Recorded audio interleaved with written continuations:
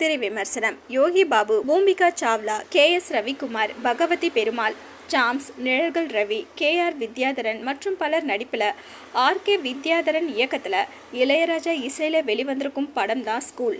படம் எப்படி இருக்கு வாங்க பார்க்கலாம். 2ஆம் இடத்தில் இருக்கும் பள்ளியை முதலிடத்திற்கு கொண்டு வருவதற்கான தலைமை ஆசிரியர் பகவதி பெருமாள் மாணவர்களை உத்வேகப்படுத்துவதற்காக மைண்ட் செட் ஆஃப் சக்சஸ் என்ற புத்தகம் எழுதுகிறார். ஆனால் இந்த புத்தகத்தை படிக்கும் மாணவர்கள் எதிர்மறை சிந்தனைக்கு ஆளாவதோடு சாதி மத பிரிவினையோடு வெற்றி மட்டுமே வாழ்க்கை என்ற நிலைக்கு தள்ளப்படுகிறார்கள். இதற்கிடையே அந்த புத்தகம் மர்மமான முறையில் எரிக்கப்படுவதோடு பள்ளியின் மாணவர், ஆசிரியர் என சிலர் உயிரிழக்கவும் செய்கிறார்கள். இதற்கு காரணம் கண்ணுக்கு தெரியாத உருவம் என்று பள்ளி ஊழியர்கள் சொல்ல காவல்துறை அதிகாரி KS ரவிக்குமார் அதை ஏற்க மறுப்பதோடு அதன் பின்னணியை கண்டுபிடிக்க விசாரணை மேற்கொள்கிறார். பள்ளியில் இருக்கும் அமானுஷ்ய சக்திகள் குறித்து சாமியார் RK வித்யாதரன் கண்டுபிடிப்பதோடு அந்த அமானுஷ்யங்களை வரவைத்து எதற்காக இப்படி செய்கிறார்கள் என்று கேட்க முயற்சிக்கிறார்.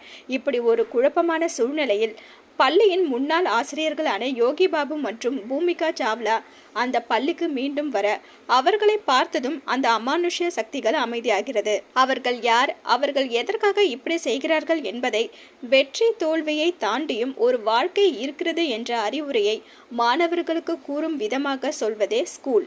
ஆசிரியர் கனகவேல் கதாபாத்திரத்தில் நடித்திருக்கும் யோகி பாபு காமெடியை அளவாக கையாண்டிருந்தாலும் குணச்சித்திர நடிகராக கவனம் ஈர்க்கிறார். பூமிகா சாவ்லாவுக்கு பெரிய வேலை இல்லை என்றாலும் வெற்றி மற்றும் தோல்வியை மட்டுமே குறிக்கோளாக கொள்ளாமல் வாழ்க்கையை ஈஸியாக எடுத்துக்கொள்ள வேண்டும் என்ற அறிவுரையை அழுத்தமாக பதிவு செய்திருக்கிறார். இளையராஜாவின் இசை மற்றும் வரிகளில் பாடல்கள் அனைத்தும் திரும்ப திரும்ப கேட்கும் ரகமாக இருக்கிறது.